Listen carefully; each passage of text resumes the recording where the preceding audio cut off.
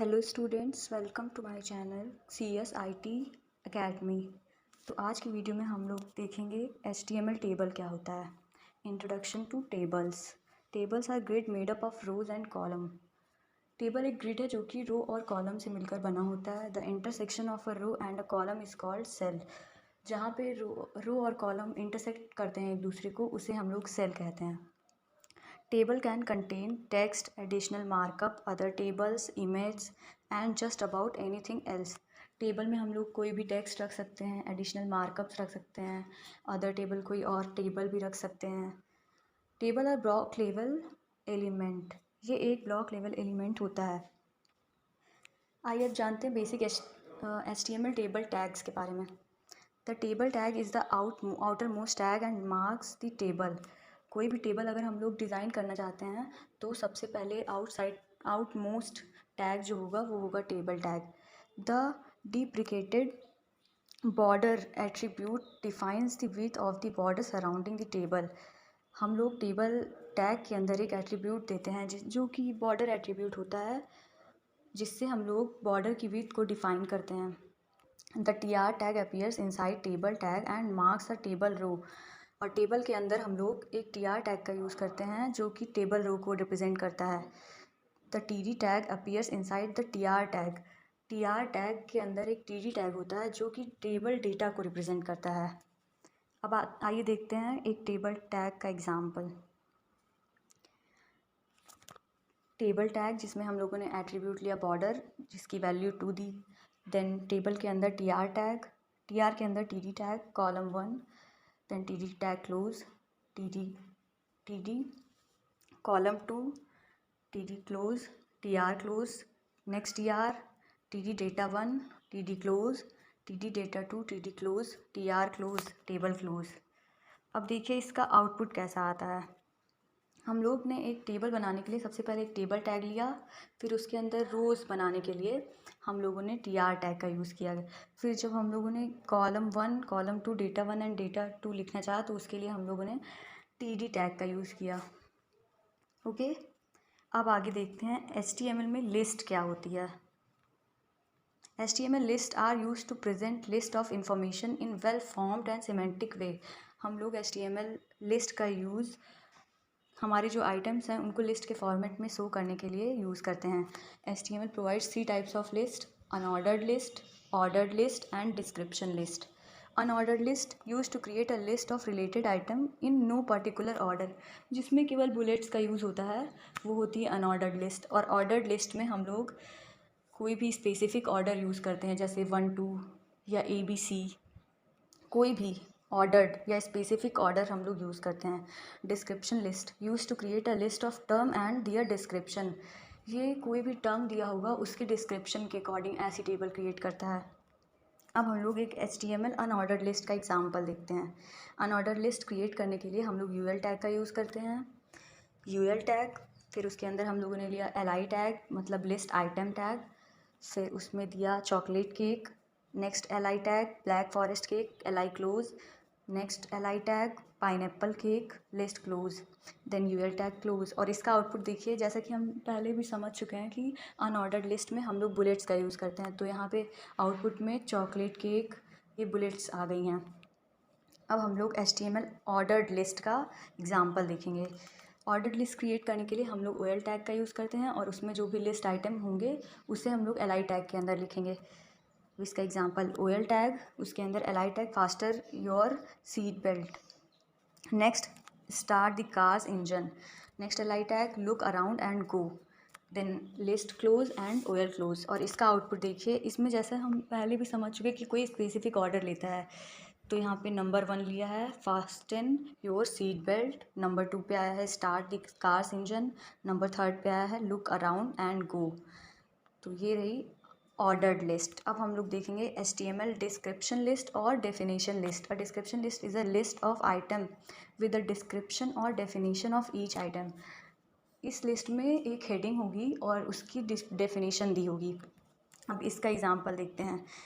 हम लोग कोई भी डेफिनेशन या डिस्क्रिप्शन लिस्ट क्रिएट करने के लिए DL टैग का यूज़ करते हैं, और अगर उसमें जो भी हेडिंग होगी उसके लिए हम लोग dt टैग का यूज़ करेंगे और डिस्क्रिप्शन के लिए dd टैग का यूज़ करेंगे।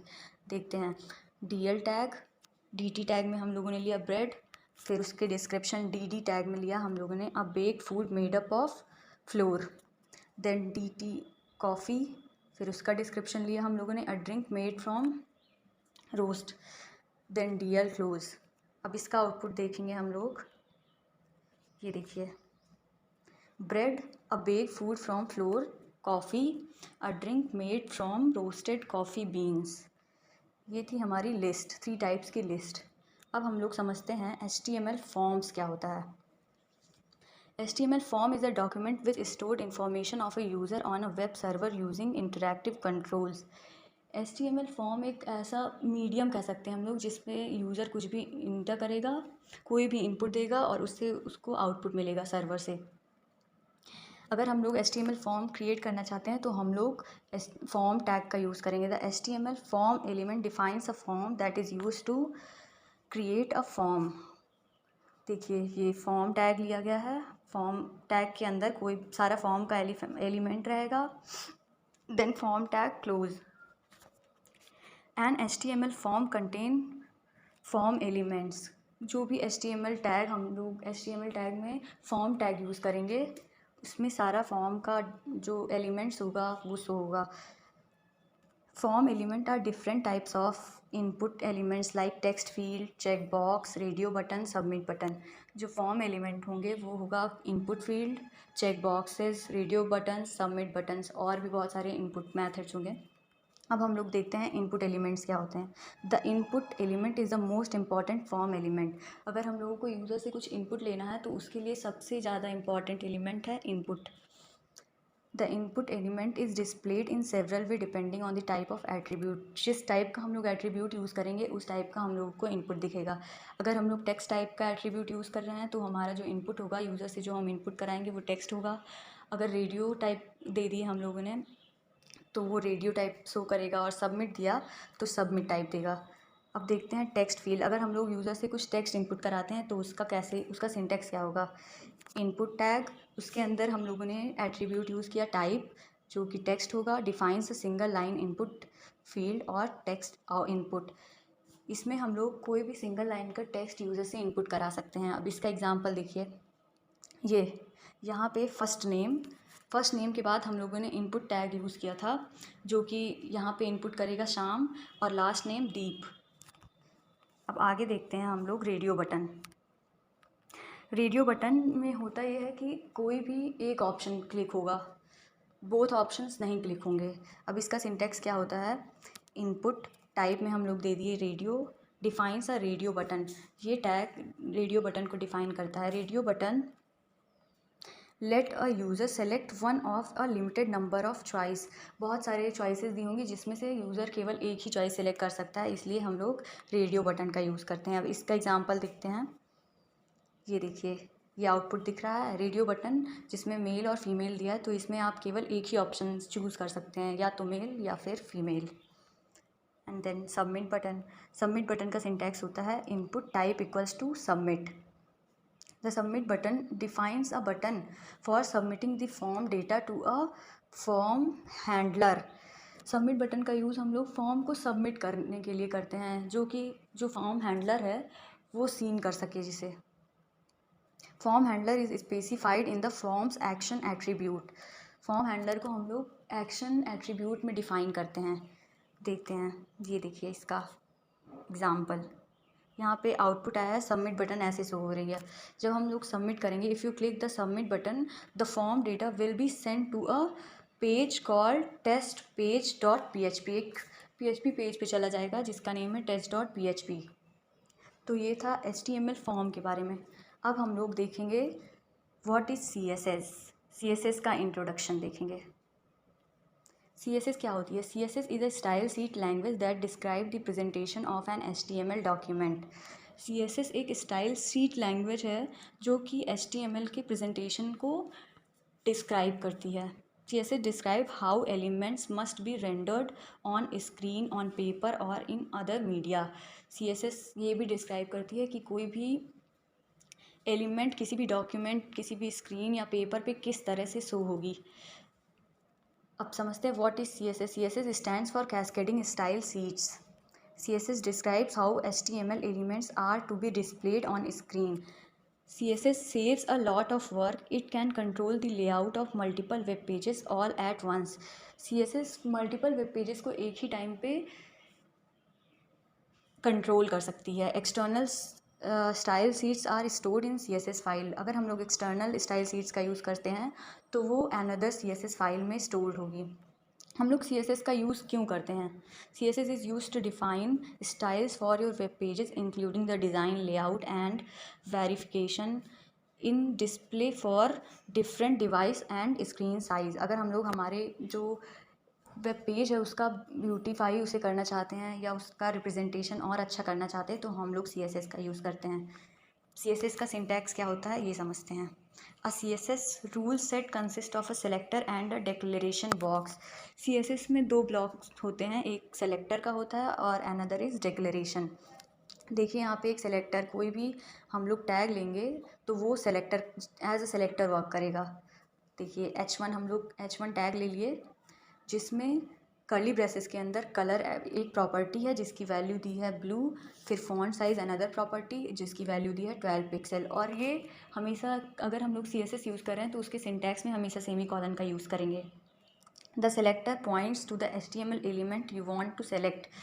सेलेक्टर का यूज़ हम लोग जिस पर्टिकुलर एलिमेंट को डिज़ाइन करना चाहते हैं उसके लिए करते हैं. The declaration block contain one और more declaration separated by semi colons.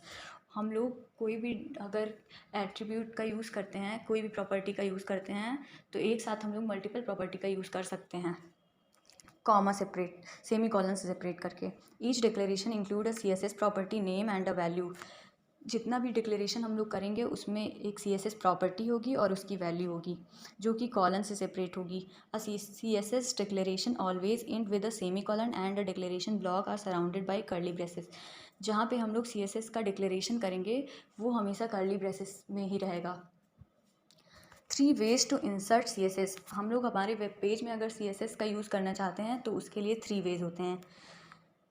Inline CSS, internal CSS and external CSS. Inline CSS using a style attribute in HTML elements. जो भी एलिमेंट हम लोग जहाँ पे डिज़ाइन करना चाहते हैं उसमें हम लोग स्टाइल एट्रीब्यूट का यूज़ करके इनलाइन CSS लगा सकते हैं. और internal CSS using a style element in HTML head section. Head section में हम लोग स्टाइल टैग का यूज़ करके उसमें CSS लगा सकते हैं. और एक्सटर्नल CSS में यूजिंग वन और मोर एक्सटर्नल CSS फाइल. एक सेपरेट CSS फाइल में हम लोग CSS का कोड लिख के हमारे HTML पेज में लिंक कर देते हैं. इनलाइन CSS कैसे करेंगे?